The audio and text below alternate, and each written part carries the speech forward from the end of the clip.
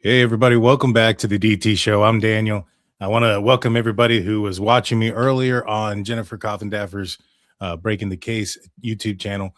I was on there with a couple of homicide detectives, also on there with a couple of lawyers who have represented the defense. And we were talking about the Nancy Guthrie case. And tonight, what we're going to do is we're going to dive back into the maybe a little bit of an analysis of what was going on in that that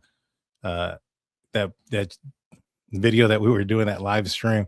It was quite a few of us, so opinions were a little bit limited just because of time constraints and also trying to get everybody to talk. And so interesting opinions and interesting thoughts that I wanted to break down and talk to you guys about. Please hit the like button, hit the subscribe button, ring that notification bell. You guys know what to do. And without further ado, let's bring in our guest to help break this down with me, Dr. Jamie Bona. How's it going, Doctor?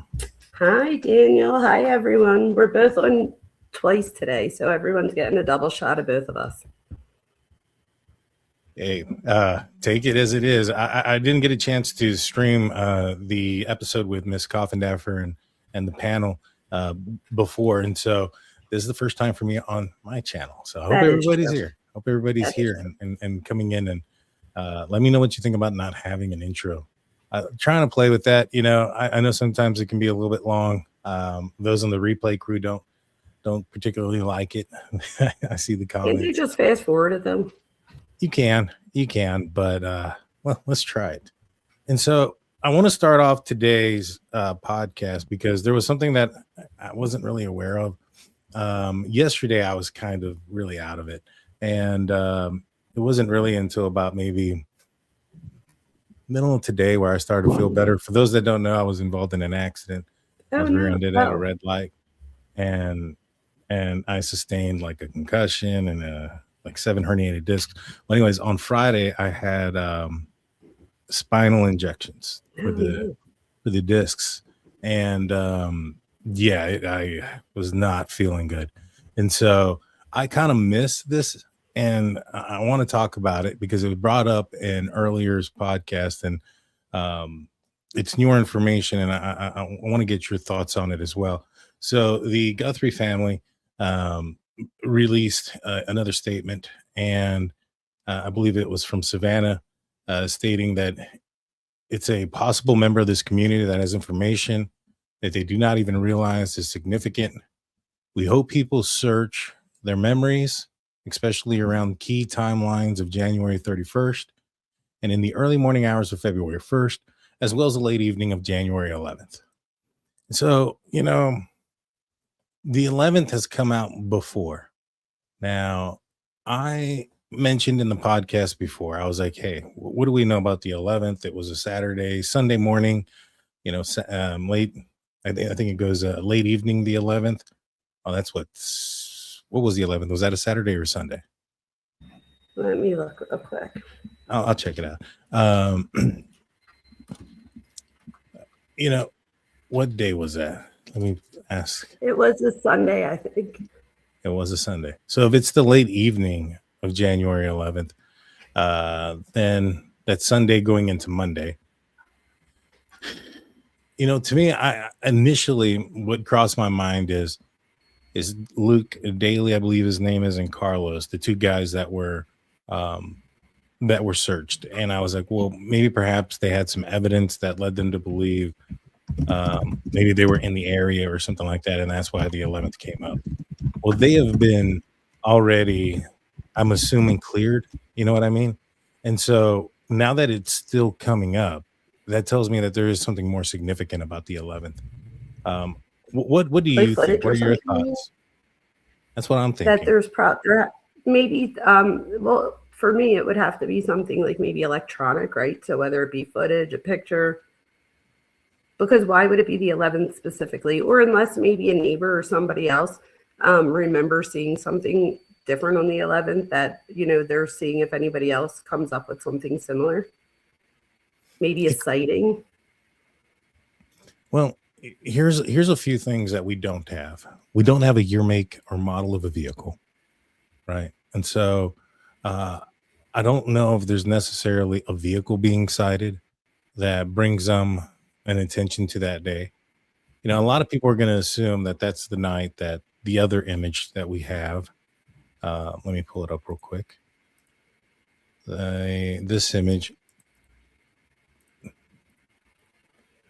might be from that night, given how dark it is, etc., and the lack of a backpack and the lack of the weapon. Also, people are saying because the lighting aspect of this. Now, I'm not saying that that's not true. You know, it's very well possible that this could be the case, that this could be the 11th, and he just showed up in the same clothes, and and you know didn't make entry into the house. But what are your thoughts? Do you think that it could be this could be it? Because I mean, what would make if you don't have a year, make, or model of a vehicle, if you don't have a vehicle identified, what would make you it have to be something like this, no?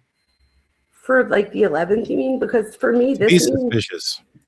exactly. But for me, it means that this is like an anchor of some sort. So if we keep getting point back to the 11th, it makes me think that something either changed on that day or stopped on that day.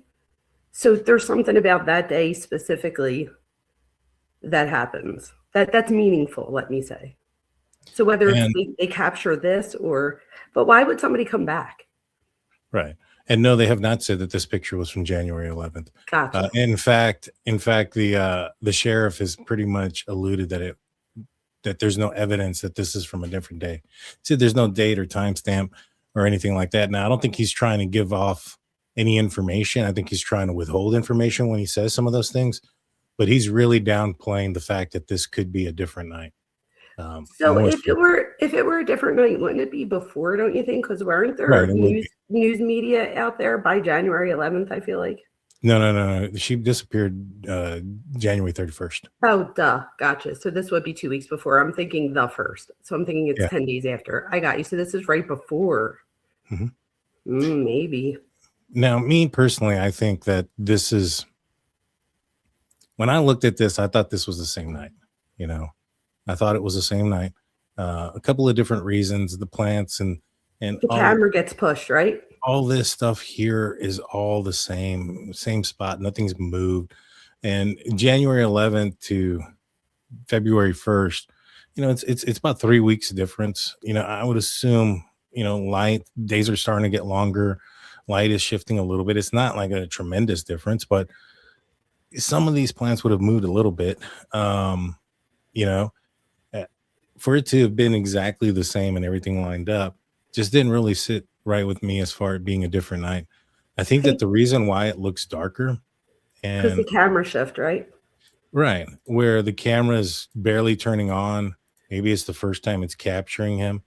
There's a moment here where it like when it captures him coming from this side.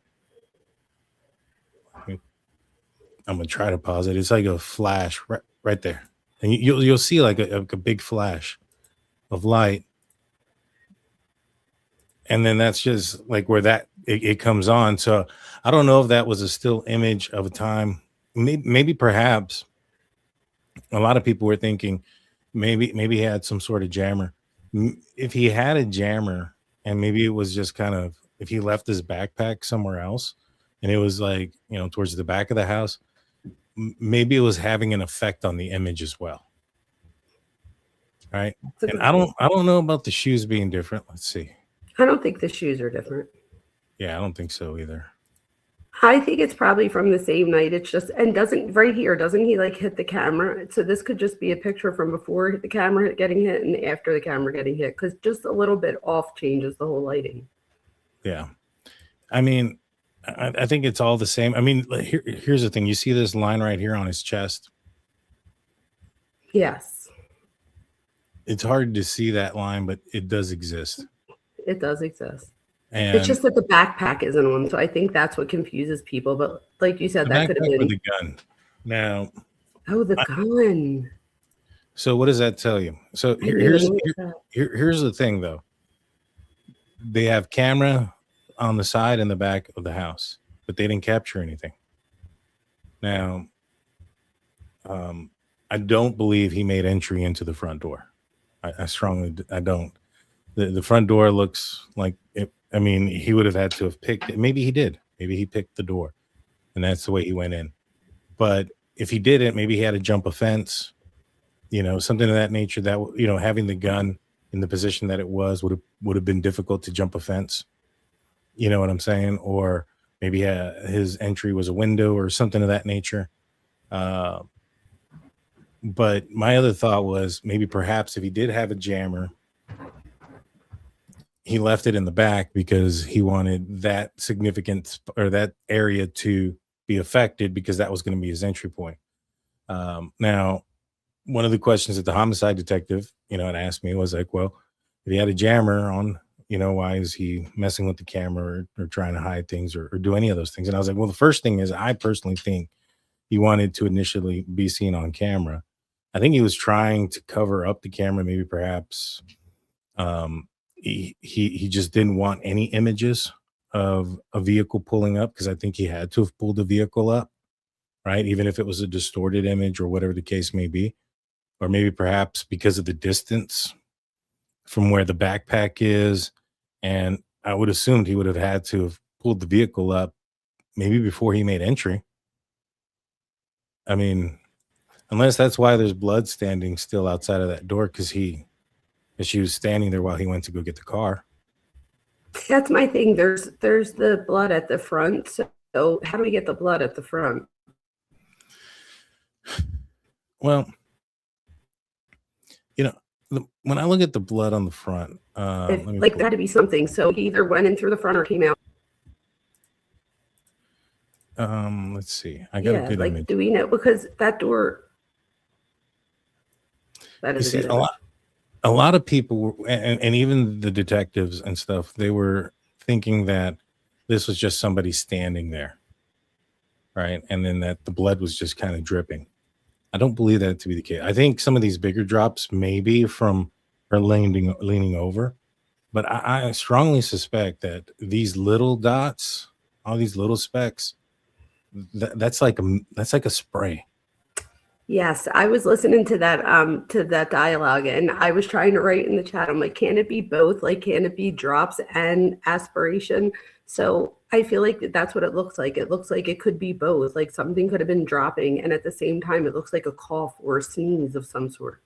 In my opinion, that's what I think. In my opinion, exactly. And I think that there's a good possibility. Maybe perhaps he left her there and maybe he hit her so that she wouldn't go away or walk away, and he had to go get the vehicle or something, and pull it up. Apparently the blood drops stop at the end of the driveway. You know what I mean? Yeah. And so one of the other things is that when I had Steve on, who is a CSI, he says that he believes that this spray must have been, her face may have probably have only been anywhere between like 12 to maybe 18 inches off the ground. Right. So, I mean, that makes sense. If you've ever sneezed, like if you ever had a cold and you sneezed and you didn't get your hand in front of your face, and I mean, that's what I was guessing, that it would only be like a foot or so away from the ground. I did see when Jen showed the picture of the droplet and it had the little spots around it. So I get what she was saying, that when the droplet, the big one drops, it has the little ones, but I feel like there's way too many little ones to go with each big circle, if that makes sense. Like that's right. Like the simplest way I could think of that. Now, here's the interesting thing, right? So if you're bleeding from your nose, from your mouth, would you grab your nose?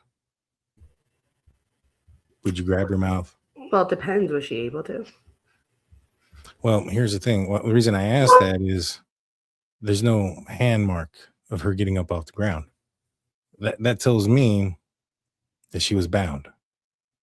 Now, she wasn't gagged. She wasn't gagged because she wouldn't be able to do that if she was gagged or hooded or any of those things. But that she had restraints, and in the Carlos search warrant, they were looking for restraints. I totally agree with that. And so if they're looking for restraints and they believe that this is, evidence of her being close to the ground, and no handprint or anything like that to get up off the ground, then it's most likely that she was restrained. That might be, that's probably one of a few of the items that are in the backpack. And so if he's going in there, and this is might be why the sheriff is so adamant that this wasn't a burglary, like a robbery type of situation gone wrong, is because um, one, it's happening at night, and two, um, he's if he's taking the restraints into the house, that's kind of evidence of what his intentions is, don't you think? 1,000%. And I also think that in my opinion, it looked like there was a lot in his backpack. So what else was in there other than the restraints that he, like, to me, it's almost like a kit of some sort, whether it be a kit to take her out or a kit to take her out altogether, whatever the case may be. But I feel like he came there prepared. And I absolutely think that she wasn't able to put her hands down here. Yeah, exactly. And so to me, I mean, I've said this a few times. I'm really thinking that there was some motivation here of maybe fantasy driven. Now, the fantasy aspect, could it have been sexually motivated? Possibly. Could it be revenge fantasy? Possibly. Against whom? I don't know. There's been some reports out there that Ms. Guthrie had fired a healthcare provider like a few years back, who may be Middle Eastern or something like that. And so he was the reports also indicate that some of the names that were being looked at some of the gun stores had some different last names, not necessarily Hispanic. Now, I don't know how true any of that is, to be 110% honest with you. It's just some stuff that's reported on X. So take that for what it is with a grain of salt. I do think, though, that what you say about the fantasy, I think that that's an important point, because there's a huge possibility, in my opinion, that this could be fantasy driven. So because fantasy, it distorts the meaning of, a relationship, whether, again, and anybody that's followed me knows that I think that there might be a chance that this is grievance-based, where, either the person, I think the person thinks that they know someone in the family, but maybe the family doesn't know them back. So like a parasocial type relationship. But with that being said, fantasy would be all part of that. So the person may believe that they have a special connection of some sort, or play a special role, or even have a special claim. But it only exists. It's like a one-way thing, in my opinion, if that's the case. So I just think that a grievance and fantasy base is a really, really, really big possibility for who we should be looking for in this case. So when you said that earlier, I was like, yes, fantasy, somebody said it. Like, I do think that played, in my opinion, a role. Yeah, I've been thinking down this for a while. Like, some of the clues, and again, I don't know how true they are, right? Like some folks have been indicating that maybe perhaps this is a jammer. Now, Miss Coffindaffer had brought up that there was a video where this guy had a backpack, it was full, and he had a jammer in it, and he had to hold it up, and it just distorted the image. I've seen other videos where they freeze the image. The image, you walk by, but you don't see anything. The image is frozen. It doesn't do the distortion aspect. And then you also have to consider a couple of different things. The persons that were utilizing the jammer were just, burglars or thieves. This guy here has gotten away with this up to this point with some pretty heavy hitters when it comes to law enforcement investigating this. It's gotten all the way to the president, inquiring about it. Cash Patel, FBI director, has been heavily involved in it as well. To me, in my opinion, this guy's, he's no fool. He's no idiot. He's experienced, in my opinion. And if he's smart, and he's smart enough to have gotten away with it to this point, he may have some knowledge on how to amplify, a jammer and make him invisible. And if that ends up being the case, because I'm assuming there's no images of the vehicle, because they haven't given us one. It seems like they're starting all over again, law enforcement, that is. And, they're going back to the beginning, looking at construction workers and vacant houses and all this other stuff. That means everything that they've come up with up to this point hasn't panned out. So for them to be going all the way back to the beginning and not assist the help of people in the area by putting out a vehicle, I mean, that's kind of what got Brian Koberger a little bit. You know, they put out his vehicle and the guy panicked and he fled the area. He traveled across country and put a deflector on his car and hid the car in his house and was being real crazy, real suspicious. And they have all this evidence. And had they gone to court with that, we would have seen the suspicious activity that he was doing. But we have to remember in that case, there was the LE from the school member that was like listening, and he said that he went and he looked around the entire campus, and so he was one of the people on campus that happened to own one of those cars. So my thing is, did we find that car? Did we like narrow the car down because we had one investigator out there that was listening and that took an extra step that he didn't have to do and found those cars? Do you know what I mean? So like if we don't have that same thing in this case, then we might not get.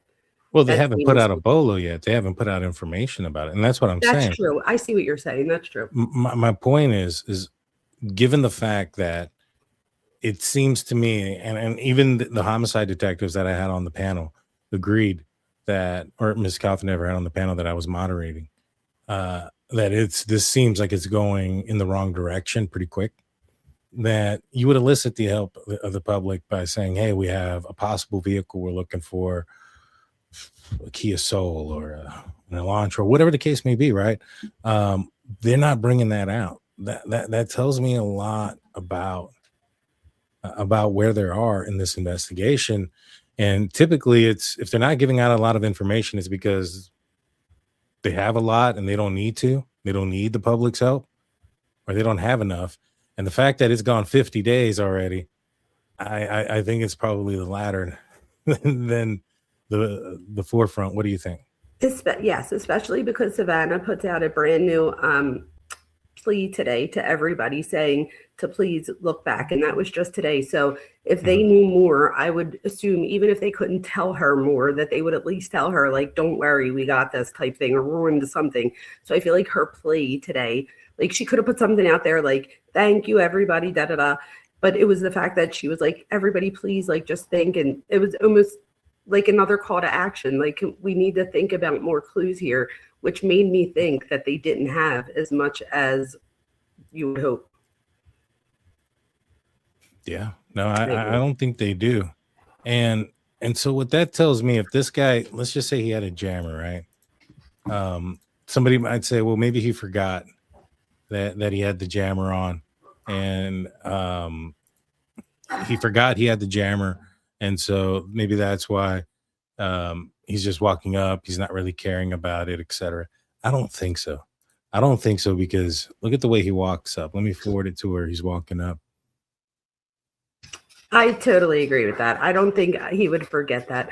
Also, Army Vet mentioned that the neighbor said that that there was like a certain point of time where their cameras didn't work. So wouldn't that be the effect of a jammer if there was one?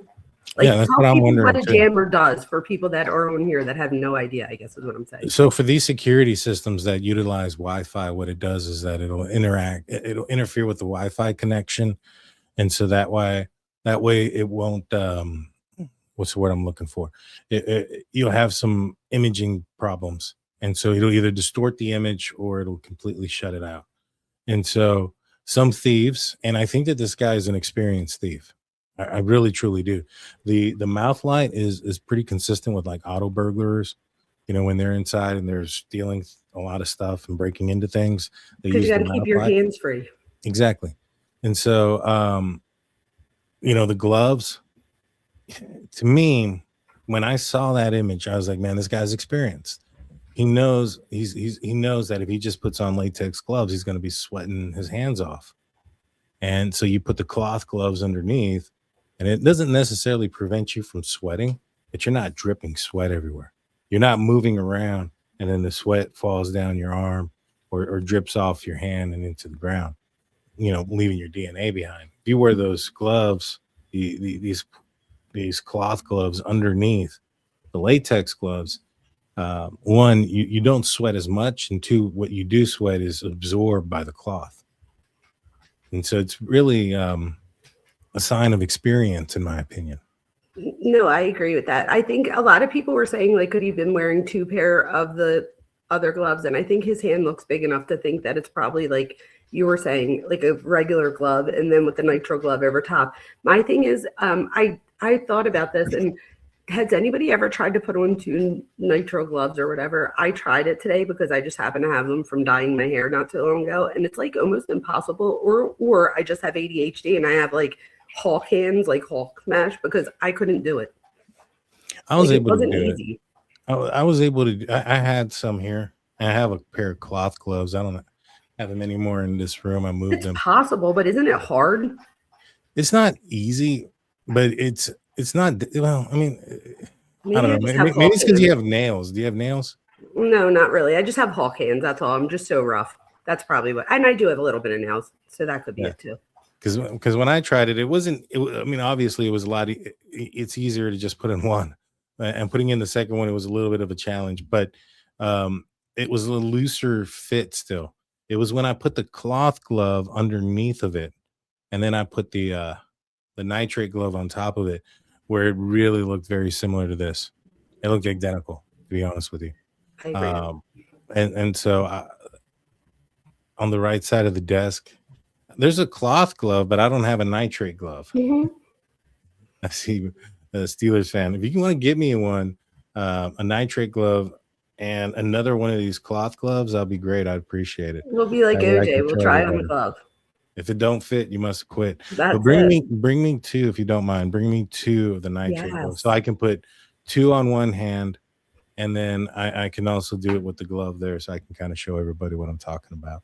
So But smart, Steelers fan. yeah, yeah. And yeah, this one's torn. And so this is the one that I was dealing with on my Pokemon show. So some more hints for those that are still trying to find that. Let's see. That's awesome. Steve says the aspirated blood pattern is consistent from injury, allowing the blood through nasal or throat passage, choking victim, or creating smaller droplets to form due to force of the cough. Now, So she he's was agreeing older. that it's aspiration, right? Right. You know, I wonder if she yelled and he, like, maybe he punched her in the gut. You know? Or in the face of some sort. Well, I thought about the face, but I can't help but think that if he punched her in the face, that she would have, like, flung, and if she bled like that, we would have seen some blood fly. But how would you get blood from getting punched in the gut? Well, if it caused, like, if he punched her in the chest or something, and it caused some bleeding, maybe I see. in the lung or in the throat. You know what I mean? That makes sense. And then she goes to the ground and then coughs and then just kind of sits there while he goes and gets the car. She's on the ground, just kind of like that. That was kind of what I was thinking. That makes sense. I was thinking in the face, but you're right. If somebody like hit you in the face, you would see it more. Well, so that does make sense. I think what you would see is, like, if she was hit with that much force, that we would see the blood fling onto the wall. Right. That's what I mean. I don't think I was considering that. I was just thinking in the face. But then when you said that, I was thinking how it would look. And you're right. That because you would see it. It would show a pattern that would look like that. Mm-hmm. That makes sense. And so...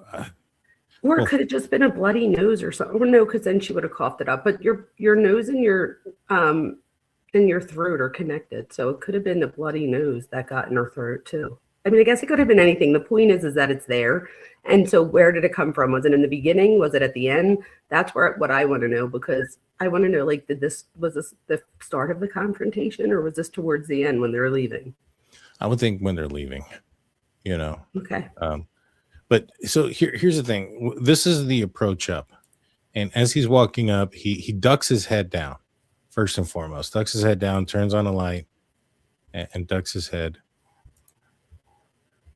Walks funny. And look at where he steps. Like, to me, this is all show. This is all staged. He wants the camera to capture this.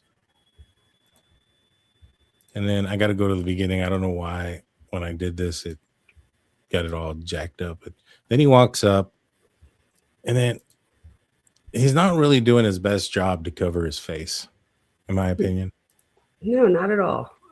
Like his hand is just kind of closed like a fist, like, almost like he's pretending to hold a flashlight. And it looks like he like looks right into the camera. I'm like, that was dumb. And then Where in the beginning he does look like he's trying to look away. So why look right into the camera if you weren't trying to be looked at? Yeah. And so you can see here. In fact, you know what? I'm gonna run and get those gloves. I'll let you. Yeah, I'll talk show real quick. I'll be right back. No problem. Hi everyone. Welcome. So yes, I do think that here, in my opinion, let me just give you what I think my position here is. I think what stands out to me is the possibility of a grievance, fixation, and perceived personal significance.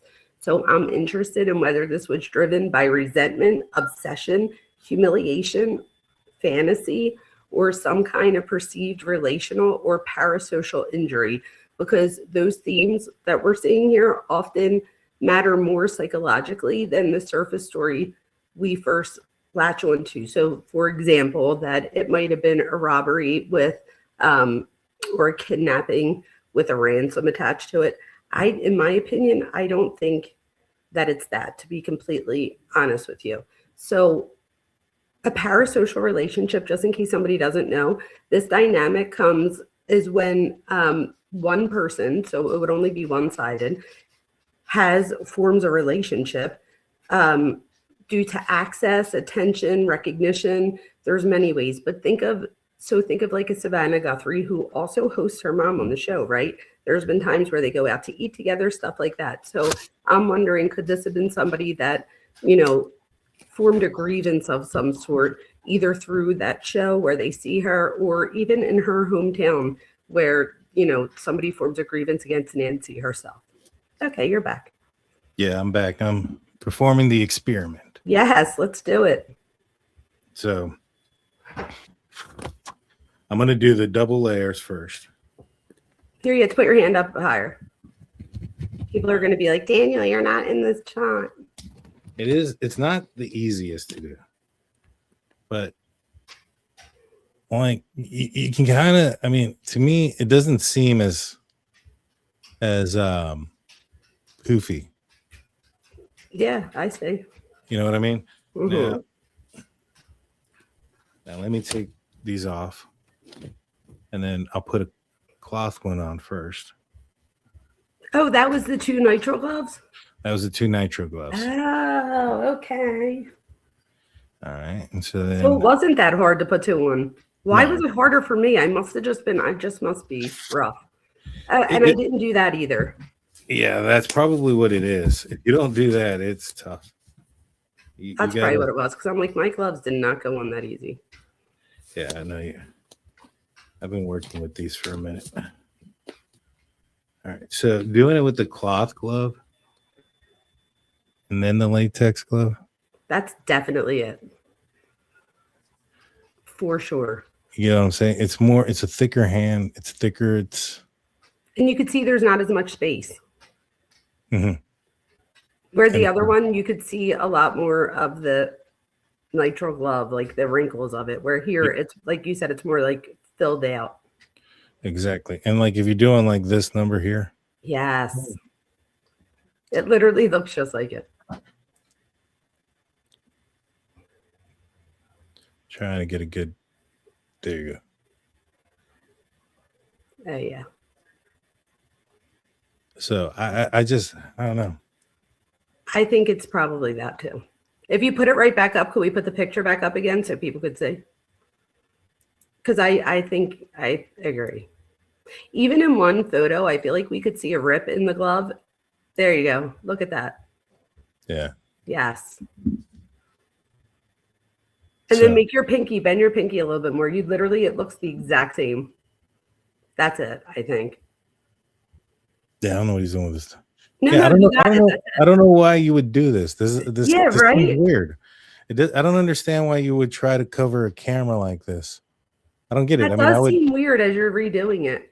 Like, it doesn't even feel natural to do. It doesn't even feel natural to do that. And I can tell you this, that my hand, if I was just wearing the latex glove, my hand would have already been probably starting to soak in sweat. And with the cloth glove on it, it's fine. And so I think this screams out experience, in my opinion. That's literally what I was just going to say. I was going to say, why would somebody do that? Because they've learned through other times. You know, you live and you learn. So you commit crimes and you start to refine them because you get to know what mistakes you made in the past.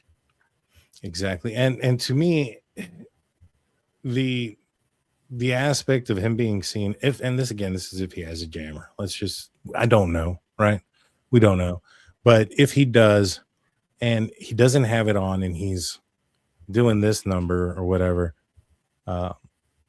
that's for intimidation. You know what I mean?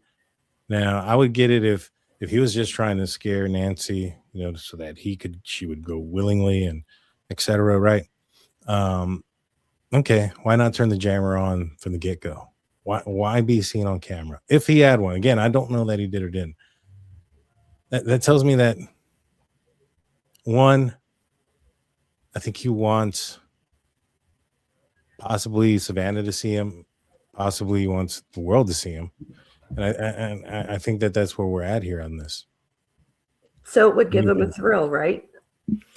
I mean, which would be part of the fantasy. BTK, Zodiac, a lot of these guys, they couldn't stay away. They had to do something. And I think that maybe perhaps is what law enforcement is waiting for, another shoe to drop. That's the thing. I think that's a good point, because if it is fantasy driven, chances are they'll be back in some way, whether it be like in a way where they're, you know, trying to be part of the investigation, or where they strike again. But I feel like they'll be back. I don't know how long in between, but usually, which means that they probably have struck before. We just might not have known about it because it wasn't Savannah Guthrie's.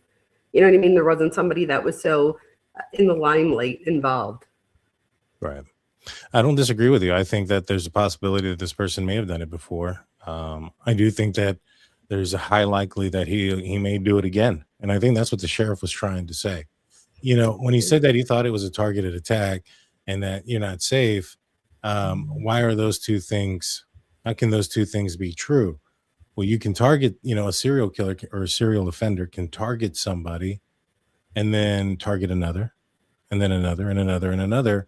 And I think that's where we might be at on this case, is that we have somebody who maybe this is the first abduction, you know, but I seriously doubt this would be the first time he ever got into somebody's house. I agree with that. I would seriously doubt that. I wouldn't be surprised if he's been in somebody's house while the house was occupied in the past. BK, right? Just like BK. He might have been around too. That's absolutely true. So, and that it does tell me, like, psychologically, the chances, if I had to bet money, it would be that he's going to strike again. It's just a matter of time and where. We might not put it together right away because it might be in a different state, or, you know, somebody just might not put the pieces together. But you usually don't do something like this and then just stop. And if you do, it's usually because you get caught doing something, whether it be this or, you know, you get caught robbing something at the store later. So now you're in jail for that. This is the only thing. Don't they have DNA? And could it just be that he just has never been caught before? Well, yeah, but here's the other thing. So if the names and that information is true, which I'm not certain about, so I don't know. But we do know that some gun shop owners were talked to, and they had described that the pictures looked of like Hispanic descent or origin and or Mexican descent. My question earlier on the panel was, if they have DNA, but let's just say this guy's not from here, right? And majority of his family is not from here. You know, how is that going to impact an IgG? And the answers that they gave were awesome. They said, hey, this could really impact, because you don't have, like, for instance, to say he came out of Mexico or somewhere else, even southern from that. You know, if he comes out of poverty and his family's poverty, they're not buying 23andMe and doing ancestry and those type of things. And also, it's not something that's real big in some of these other like poor countries. And so the other thing too is like, let's just say you have somebody that may have taken, or they may need to find somebody, right? Like remember in the Brian Koberger case, Othram had it, and they found these 4 brothers that they wanted to go and meet up with and take their DNA. And then that was, the FBI's like, never mind, we're going to take over. And then they came up with Brian Koberger's name because they ended up putting his name into the database that they probably shouldn't have. Well, anyways, that's here nor there. They got the right guy. That's what counts. If they have a situation where they have somebody like a family member, like a 12th cousin or something that they have to go and get more DNA from, but that person is out of the country, that itself brings on its own problems. So that could be why there's such a delay in the DNA. They may have some DNA. It just may be because of, if the guy's not from here, that could be complicating. Now, if he is from here, then I would assume it shouldn't be as difficult to pull up a tree. And we already surpassed what it took for Brian Koberger. Now, I know that in this situation, they're a little bit behind, just sort of because I think the sheriff there sent it to the lab in Florida, and then they had to get it back. And then so they're a little bit behind the ball, but I would expect something sooner than later. What do you think? I totally agree with you, but I think, I don't know how smart it was that, I mean, I guess but the sheriff was saying that he gave it to the people that they usually go with, because just like if it was anybody else. So I do get that, but I feel like this is like a high stakes case. So do you think, my question to you would be, I don't know how I feel about that, to be honest. So my question back to you would be, do you think that it would have been better if they had given it to the FBI to go to Quantico, or would they have gotten the exact same data?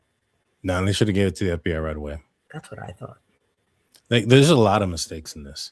So many mistakes that they have made that could result in a lot of issues down the road. Like not processing the front area. There's a lot of mistakes that were made, but that's a pretty big one. Mm-hmm. And so many mistakes that I think that maybe perhaps, I mean, if you walk up to the scene, right? I mean, I don't understand why you're not processing that. I understand that maybe perhaps she didn't have a subscription, and so they didn't have a video right away of the guy walking up. But look at what you have. You have blood on the ground, and you have the doorbell camera missing. That's not her walking off on her own accord. You know what I mean? Yeah. Process the damn scene right there. Yeah, I agree with you. And I feel like it wasn't until Brian Etten, in my opinion, said something after that first week. Yeah, that they even knew that there was, like, I feel like they like, and then he said something about the camera being ripped off. And I feel like they just didn't know the answer to it, which made me think that, like, did you even see it yet? Yeah, I wouldn't be surprised if they were like, if it didn't dawn on them that there was supposed to be a doorbell camera. That's what I mean. I don't think they realized it until Brian Etten said it. Like, that's just crazy to me. I mean, but those are the biggest clues that this is something much more nefarious, that she didn't walk off. She didn't wander off. This is somebody taking her. Now, that's before you even get in the room or the house. Once you get in there, I'm sure the evidence is going to dictate something. You know what I mean? But that's just from the beginning aspect of what you can see. If I walked up there, I'm seeing these plants on the floor, crumbled up. I'm seeing blood, aspirated blood on the floor, drops that stop at the driveway, and a doorbell camera that is missing. I'm thinking that this is somebody being taken against their will. I mean, it doesn't take a rocket scientist to connect those dots. Yeah, but you have to know that there's evidence at the front door first. It's there. I guess I know, but that's what I'm saying. Like, I don't even think that they saw it to begin with. So to even think that, I don't even know if they got to that, because I don't even know when did they even see the stuff at the front door, and why didn't they see it sooner? I don't know. I don't know if we'll ever know. I don't. And Army Vet 420. Yeah, that's a good point about the digital. He's saying that it could have been a digital stalker too. Like, you could get into somebody's ring cameras and stuff. I didn't know that. Mm-hmm. Did you know that? So, yeah, no, I did. But this is from a Nest. But still, I think people can get into any of that. Yeah, I think I meant Nest. I just said the wrong thing. Yeah. But, in my opinion, like I said, if this guy wanted to be seen, it's for a reason. And I think there's a lot of people that are alluding to the fact that he may have been in the house for like 40 minutes. I don't think that's the case. I really don't. He just disconnected the doorbell camera, and the time that she walked out of the house was 40 minutes. I don't know how long it took him to get into that house. And if that was him on January 11th, all dressed up like that, then he was probably trying to make entry then and failed, which means he still didn't have a way to get in. And, I don't know. I know that at 212, there was some motion on the side of the house, and law enforcement don't know if it was him or if it was a cat or an animal. Well, that sounds like it was an outside thing. Doesn't sound like an inside thing, right? It sounds like an outside thing. So if that's an outside thing, then what is that? Him going from the front to the back, from the back to the front again? This is all after the camera was taken off. If it's an outside thing, then is that before he made entry? I think a lot of people are assuming that as soon as the camera was disconnected, the doorbell camera was disconnected, that was the moment that he made entry into the house. I'm not necessarily sold on that. That's actually a really good point. I think it may have happened after 212, and there's a good possibility he was only in there for about 10 minutes, which is still a significant amount of time for somebody to be in there. So for me, whether he was in there 10 minutes or 30 minutes, for me, that still could go with the revenge type thing. Like, he could have went in there not planning to take her. Maybe he takes her because she sees who he is. Or, I don't know. There could be many reasons why he was in there for so long if he was. Because you're right, 10 minutes is long. We know from the Koberger case that could have taken 2 minutes up to 6 minutes. And that seemed like that should have taken longer. So a lot can happen in 15 minutes. But for me, it could also be, why? For me, there's a whole fantasy thing that could be happening with the 15 minutes or the 40 minutes or however long he was in there. What do you think that, like, in other words, if they were going to go in, if he was going to go in and take her and then leave, it wouldn't have taken that long, right? So why be in there for longer than that? For me, it would be something fantasy driven or revenge driven. I don't know what it would be for you. I'm still thinking it's more fantasy driven. The timeline shows 40 minutes. No, it doesn't. It says at 1:47, the doorbell camera disconnects. 2:12 a.m., software detects a person on camera. At 2:28, the pacemaker stops. It disconnects from the phone. It doesn't say anything about him making entry. At so it's only like 16 minutes between 2:12 and 2:28. And that is him walking. That doesn't mean that he still had to make entry. I'm assuming that between 1:47 and 2:12 he was trying to pick the lock at the front door and he failed, and then now he's walking to the back. I don't know, and then he's walking back and forth. Now he still needs to either pick the lock, still needs to find a window, still needs to, however it is that he made entry, which they have not released to us, that the entry point, which doesn't mean that law enforcement don't know. I'm fairly positive that law enforcement are well aware or have an idea or a theory of how he made entry. But we have no idea how long he was inside that house. We just know that the doorbell camera disconnects at 1:47. That does not mean that he walked in that door at 1:47. We just know that she left at 2:28. Great point. A lot of people are asking if we think there was one or two. I think me and Daniel are like on an island of our own, but we both think that there was only one, right? Am I saying the right thing for you? I only think there was one. If it's fantasy driven, how many fantasy driven type of crimes you share with your friends? How many fantasies have you shared with Blue before or Jaime? Exactly. Like, I don't think that's the case. Even if it was like motive of revenge fantasy, right? I agree. You know what I mean? That's just, to me, I strongly suspect it's one person. Me too. There's also 1.2 million reasons for somebody to talk, and not necessarily one person diming out the other person, but when you have multiple people involved, you might have one person that's a calculated, individual, but to have you might have another person who's just either stupid, that's just follower, that's just following along. They're gonna make a mistake. They're gonna tell somebody something. The next thing too is, this happened at what time of night? Now you have one person who's, has to do all this, get away, and not be noticeable by friends and family. Now this times two.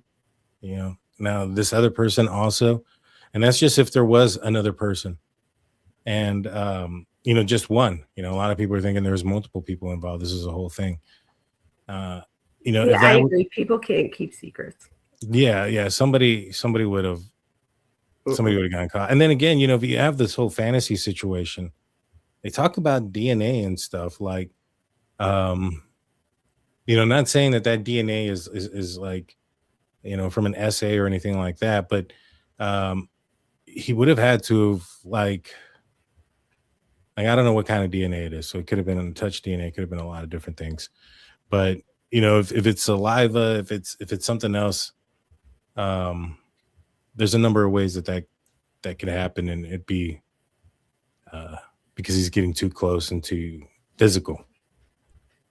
People are asking if the 40 minutes to enter. Wait, they said, so your fantasy person took 40 minutes to enter. I think what you're saying is no, because, oh, I see. They're saying so it took between 1:47 and 2:12. But didn't they say they saw somebody on the side of the house? So wouldn't that be as if they were still trying to get in? So, yeah, it says here at 1:47 a.m., the doorbell disconnects. Doesn't say that the door opened. Doesn't say anything like that. Just the doorbell disconnects. At 2:12, software detects a person on camera.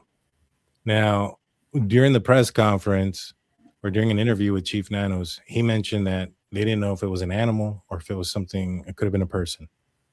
And so that was initially what they had said.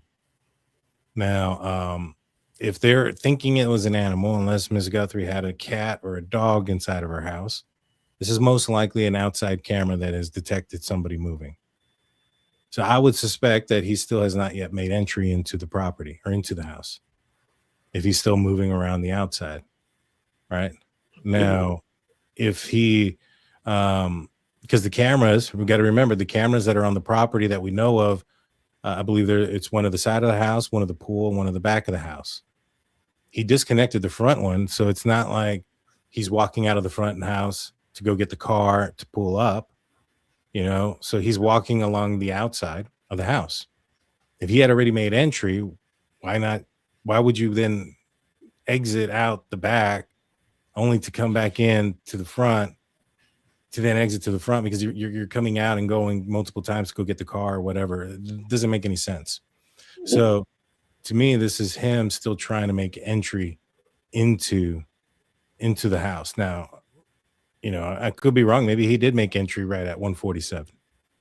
He walked right in, and an animal did walk to the side, and that's what they captured. I mean, it's I think either way, though, right? There's data at 1:47 and data at 2:12 and data at 2:28. So it's not like we're guessing how long he was there. He was there for 40 minutes. So whether 20 minutes of it was getting in and the other, 20 minutes was him inside, or was it 10 minutes and 30 minutes? I don't know that it really is going to matter as much how much time it took to get inside versus how much time he stayed inside. The point is that it was from beginning to end. So for somebody to say about the 40 minutes, there is a timeline here. We just don't know how much of it was outside and how much was inside. So that's what we're saying. We're not saying that it took him 40 minutes to get in, but he probably wasn't inside for the whole 40 minutes either. I mean, for all I know, he got in there at 2:25, went directly to her, got her, rushed her out of bed, and walked her out. I have no idea what time he actually made entry into the house. All we know is that at 1:47 a.m., the doorbell camera disconnects, and we can assume he hadn't made entry at that point yet. And who knows how long he was there before that? We only see him on that front camera, but he could have been somewhere else. Do we know that he came at 1:47? Could he have been there even earlier than that? And well, yeah, he was there earlier than 1:47 because that's when the doorbell disconnects. So that image that we see him walking up is before 1:47. I meant significant. Could he have been there for do you think he was just coming up for the first time there, or could he have already been on the property for a minute? I think that him walking up here with the gun and the backpack, that image is the same as this. If that's the same night, then I think he gave up, walked around the back at some point. Maybe that's when he left the jammer thing at the backyard, came back around, disconnected the camera, went back around. Maybe that's the last time when they capture him going back around. I have a question. He disconnects the camera when he has his backpack on. So wouldn't this have to be before that? No. Because once he takes the backpack off. I mean, don't once think he takes the camera off, how would you get a picture after that? He doesn't. The image doesn't show him. The video doesn't show him disconnecting the camera. Oh, so you're saying that he might not have disconnected it right here? Yeah, he may not have disconnected it at this moment. I don't think he did. I think this is when he approached, right? So he approaches, he turns around, he looks for. And we don't know what time that was? There's no timestamp on what time he approaches. This could be at midnight. This could be. Wow. Yeah, I have no idea what time he approaches. Wow. You know, there's a lot of assumptions that this was like right away, and don't know. But this is the moment that he's approaching. That flashlight is when it's capturing him. He's trying to cover the camera there, but it doesn't show him. The camera just kind of stops with him trying to cover it.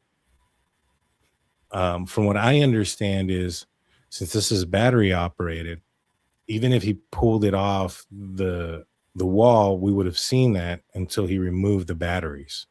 I was just going to say that. I think the Megyn Kelly show did a demonstration where even after they pulled it off, it still continues to take. So I wonder if they knew that, because I don't think I would know that. Not that I'm breaking in anyone's house, and I would hope that I'd know a little bit more than, I wouldn't be that dumb. But does the person even know that it's still taping even after they take it off? Because, I mean, and would you get, I guess you could still get the, like, how do we know how much the police have after this? Because like you're saying, it still would continue. Yeah, this is all they release. I'm 1,000% positive they have a lot more than this. This isn't all they have, guys. I guarantee you. I wish they would show us more. And why wouldn't they show us more? Like, what's the point of that? Well, if somebody confesses, how many times did you go to the front door? Yeah, but at this point, we need somebody we need somebody. Yeah, but you don't want somebody to confess and say, everything about the crime because they saw it on TV. That's true. Because then you can get false confessions. So if somebody false confesses, you want to ask them, how many times did you approach the door? How many times did you approach the camera? Especially if you have little evidence. If you have a lot of evidence, like inside, which, you're probably going to ask, like, what happened with the blood? Those type of things. What was where did you go? Was there a struggle here? To try to corroborate with the evidence that you do have. But if there's a lack of evidence, you're going to want to keep everything really close to the vest or to the chest, because you really don't want anybody to come forward and just say, oh, it was me. I went up there 3 times to the camera. On the 3rd time is when I was successful ripping it off. I threw it on the ground, or I disconnected it by taking the batteries out at that point. And if you have that video, then you can say, all right, this is something only this person would know. You got him. No, you're right. I think of like John Marcar or whatever with the John Benet Ramsey. Like, that's exactly what he does. And that's exactly how they wind up realizing it's not him, because he didn't know some of the things that they did hold back. So you're absolutely right about that. Yeah. So, I think they have way more evidence. I don't know what time this is. So he may have been out there more than 40 minutes, guys. A lot of people that are thinking he was out there 40 minutes, and that's a long time. He may have been out there 50 minutes, an hour. I have no idea how long he was there before he actually disconnected that camera. And then we have no idea how long it was after he disconnected the camera that he made entry into the home. I think the only thing we can safely say is that the camera was disconnected at 1:47 and that she left the property at around 2:28. Well, it's true. But I didn't even think about that, about him. Like, I didn't realize that there wasn't a timestamp on when that was that we're looking at. So that's interesting. Yeah, no idea. And that it complicates things, makes things pretty complicating. But I would think that law enforcement would utilize that information and be able to, they have a much more narrow timeline that they're looking at. I hope, at least. Do you think this is a cold case now? Not necessarily a cold case in the essence of so Philip Dubé, he answered it right. He said that it's not a cold case in the essence of a murder investigation. As far as trying to save her life and from a kidnapping, it's probably not going to happen. And so this could take a long time. Some of these murders have happened, have taken a while, especially if you have a situation where you truly have somebody who's outside of the circle, somebody that it's like Brian Koberger, right? Like he made a lot of mistakes, but those mistakes weren't uncovered until they found his identity. Like him That's taking his true. own car, him turning off his phone, him doing his searches, all of that. They needed to figure out who he was before they could capture that evidence. And this guy could have made a lot of similar mistakes. So that's interesting you say that with Brian Koberger. I always say that if he had interpersonal relationships, he wouldn't have had to do the crime. So I'm wondering if you could see that same connection there, if it could be that also same connection where like this person might not tell anybody because maybe he doesn't have many interpersonal relationships. Well, I mean, which would be interesting. So I don't know about the medication stuff, right? Because we haven't seen the search warrant, but they were looking for medications of Nancy Guthrie, what it sounds like. This person has to have the ability to, at least in some planning, because I'm assuming that was part of the plan. If he took her medicines, that's not something that, something freaky happens at a robbery gone wrong. She passes away. She has your DNA on your person, or she's injured and her DNA is on her person. You have to take her from the scene, and then you go back for her medicine, and all of you think about that and all of the commotion and stuff.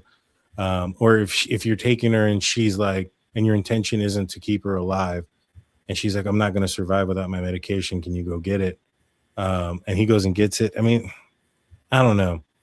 The medication aspect, if that is real, that tells me that he wanted to keep her alive for a period of time. Which then tells me that the fantasy thing is even more a possibility.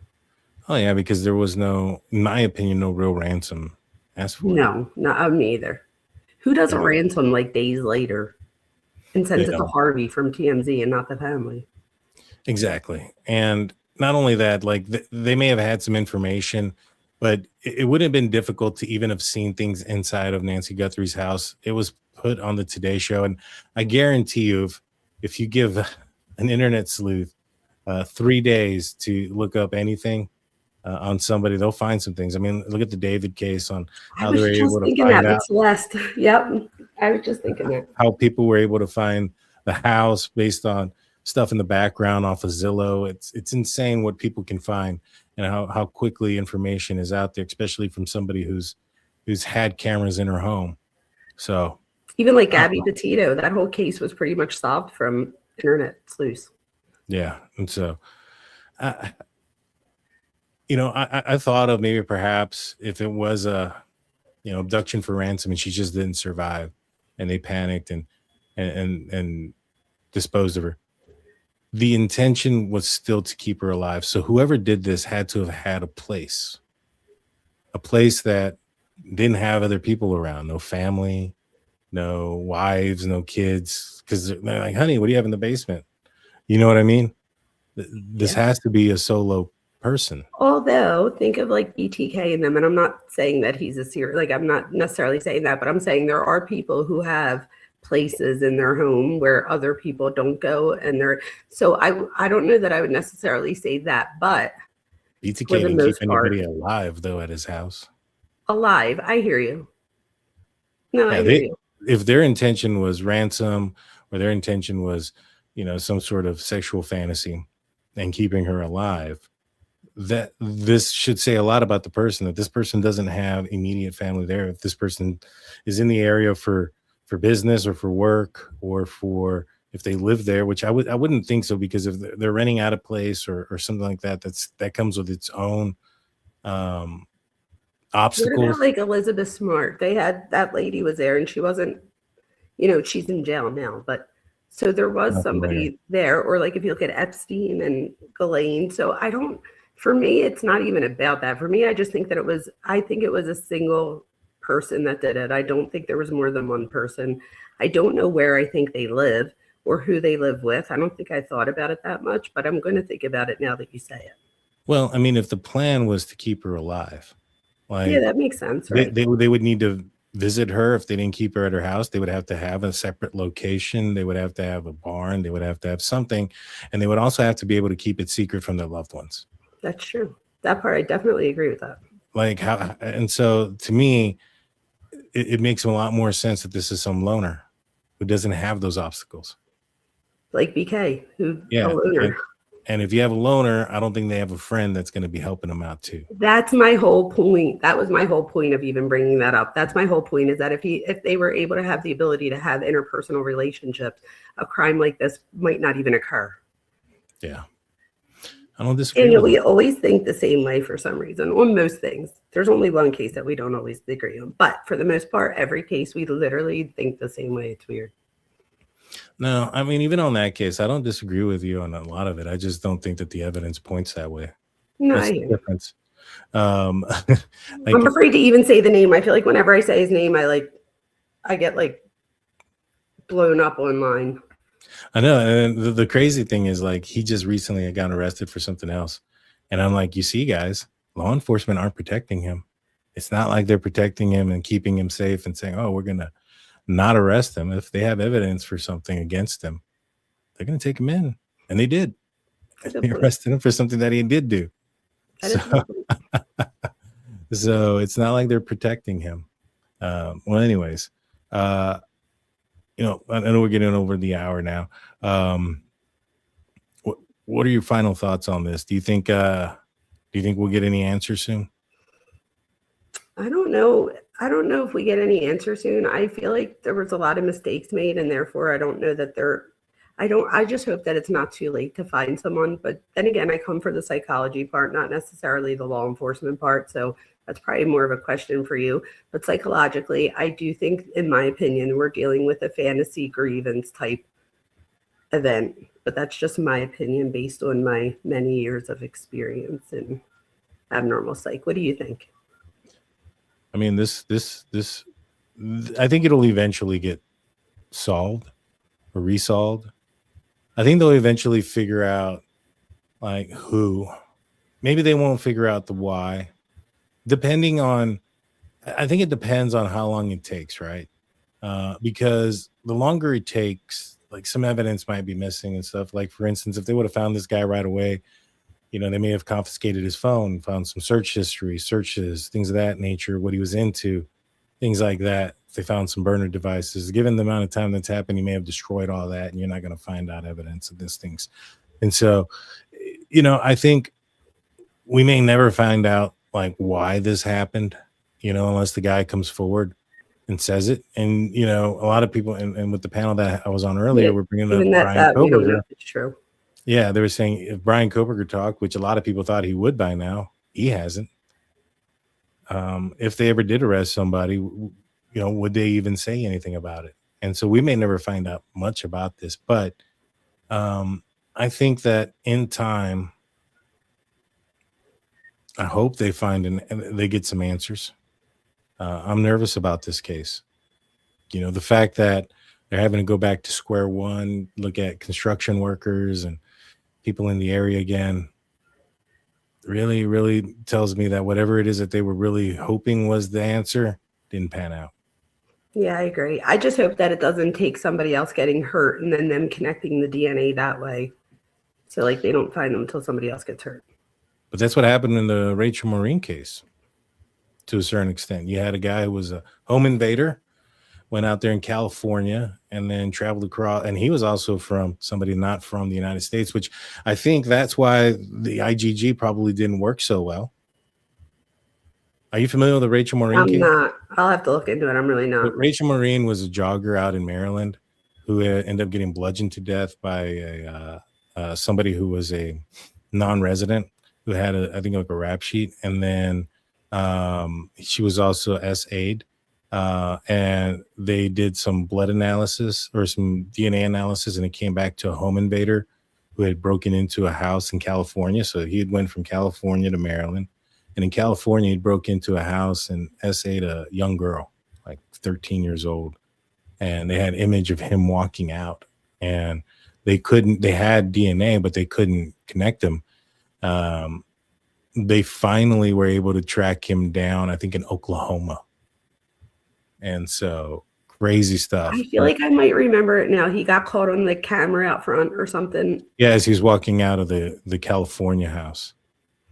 Wow. I don't think I realized that there was a secondary. I just remember seeing that video, but I don't remember like the story behind it. That's crazy. Yeah. But they do get him eventually, Rachel right? Marine. Yeah, they got him, but it took like that initial like home invasion that he did. I think it was like 2 or 3 years old, but because he messed up in the Rachel Marine case, they were able to tie them both together. Wow, that's so interesting. So, that was one of the things that the homicide detective that I had on her that I was talking with earlier mentioned. He said, you may need an act of God to happen where some evidence just falls in your lap. Somebody just remembers something and comes forward, or decides to come forward one day, or the guy makes a mistake like that and does something else. It's probably going to be more of a mistake, in my opinion, because I feel like if $1.2 million isn't moving the needle, like if that's not getting somebody to talk today, why would it get them to talk in 3 weeks or in a month? Well, you would think that amount of money on your head is going to make you nervous and act a certain way. So nobody's picking up on that. Nobody's unless you've done this before. I mean, even if he has, this is on a platform that has reached mainstream. Like this is bigger than probably anything he may have expected it to be this big. He may have wanted it to be this big, but it's one thing to fantasize about standing on a stage and singing in front of 40,000 people, and another thing to be doing it, right? And so, he's in that scenario right now where all eyes are looking at that camera and that video of him walking up that he decided, in my opinion, to let them see.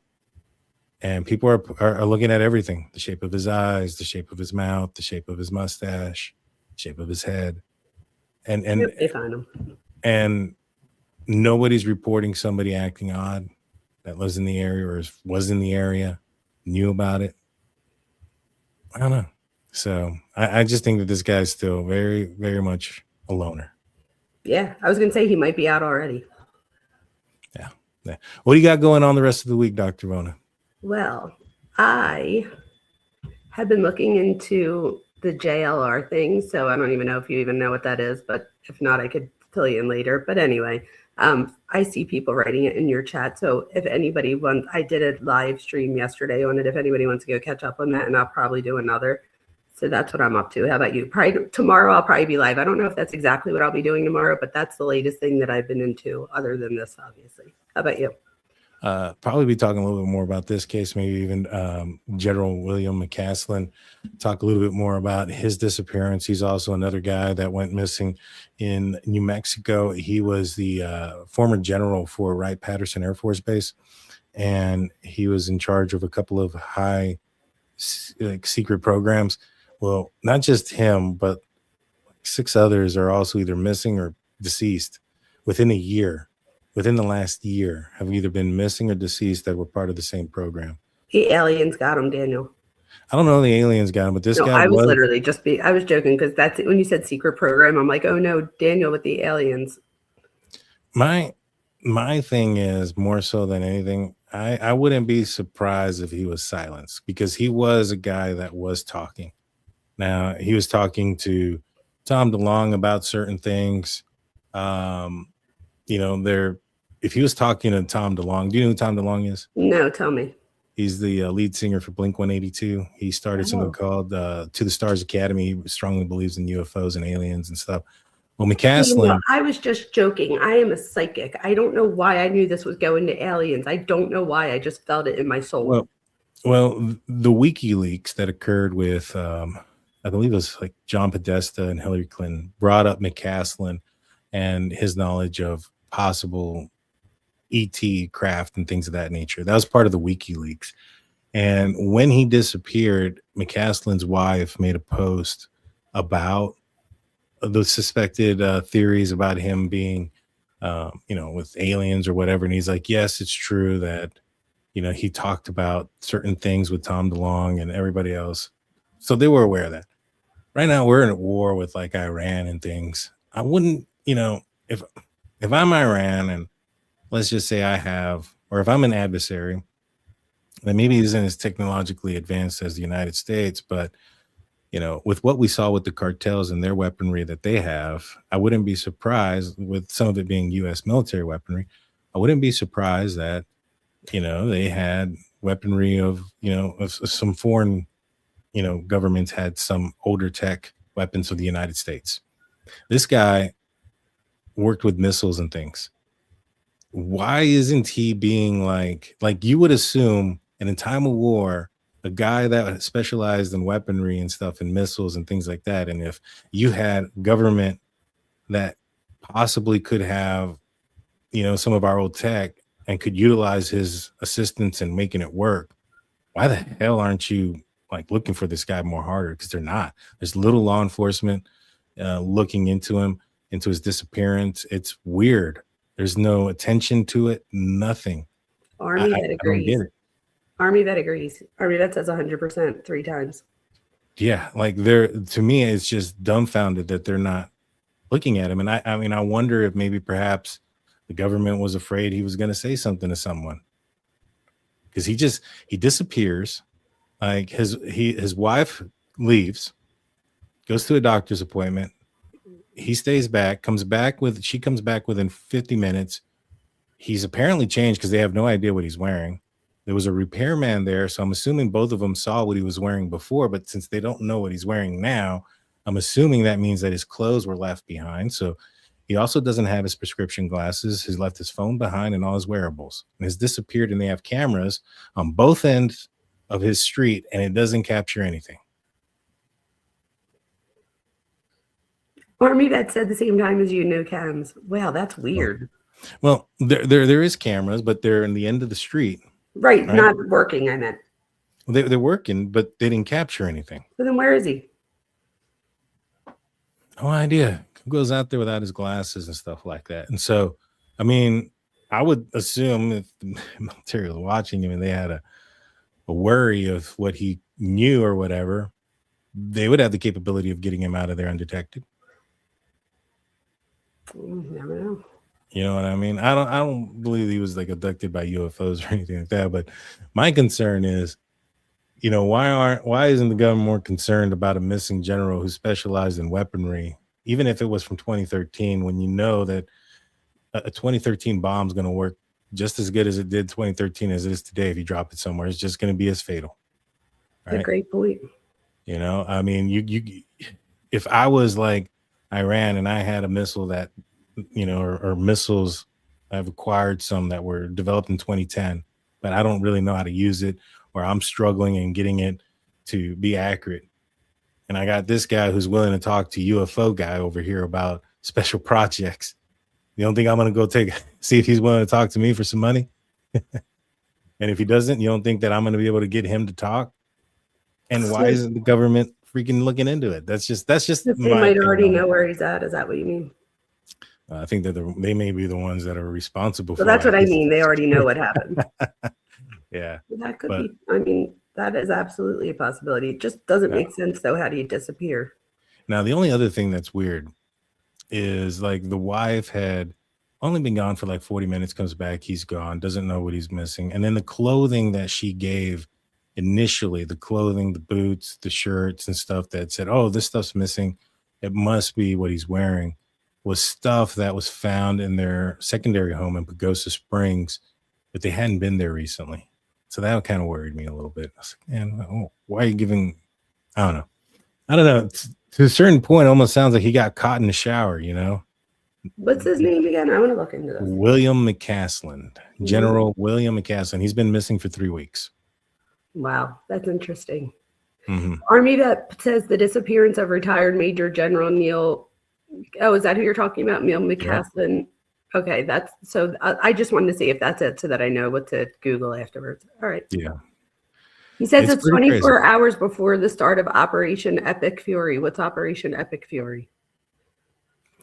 I don't know, but that may have been when they started the Iran stuff, but I don't know. What is it? It is very suspicious. And again, he had knowledge of a lot of things, especially weapons and missiles. The war in Iran, yeah. And it is pretty like thinking outside of the box, trying to get to him before somebody else can. That, or see, to me, if somebody else did, I would I would assume law enforcement's going to be like, or the military, the government's going to be on like, we gotta all hands on deck. You know what I mean? Yeah, that makes sense. They said it's the war. That's what the Operation Epic Fury is. It's the war. Yeah. That's We'll see. We'll see. I got some thoughts on it. I got some thoughts. Hopefully it doesn't shut me down, but I got some thoughts. I know, right? If we miss Daniel, you guys, we know what to look into. Yeah. We when I was talking about it the other night with Elena Smith from Collective Crime Scene, we were like, none of us want to harm ourselves if anything happens. Right? We like our life. Nobody here is trying to. Yeah, that's a good point. Yeah, but we'll see. Well, thank you everybody for tuning in. Please hit the like and subscribe button. Don't when will you be back? Fast. You didn't tell us. When will you be back again? I'm gonna be back on Tuesday. I'm gonna be back unless something breaks tomorrow. Mondays I talk about the Pittsburgh Steelers. So if you're interested in football, I'm on a show called the Steelers Hangover. It's on a network called the Steel Curtain Network. It comes out at about 9 p.m. Eastern time. I appreciate it if you guys go and check me out. It'll be me, Shannon White, my buddy Tate. We talk about the Pittsburgh Steelers. And where can we find it? On Steel Curtain Network. And where is that though? Like a lot of people are old like me. Like, is that something we Google? Is it something on YouTube? It's on YouTube. You'll find us on YouTube. It's Steel Curtain Network. It's a YouTube channel. You go check me out there. And then I'll be back on Tuesday with something. We always go live about something. And what about yourself again? I don't know, probably tomorrow. And I just don't know what it's going to be on yet. But look out for me tomorrow. Probably, 9:30ish is when I usually show up somewhere. Nice. Well, don't jump off too quick there, Dr. Vona, when we end. I got something that I got to tell you. But everybody else, you have a good night. Thank you, and peace out. Bye everyone.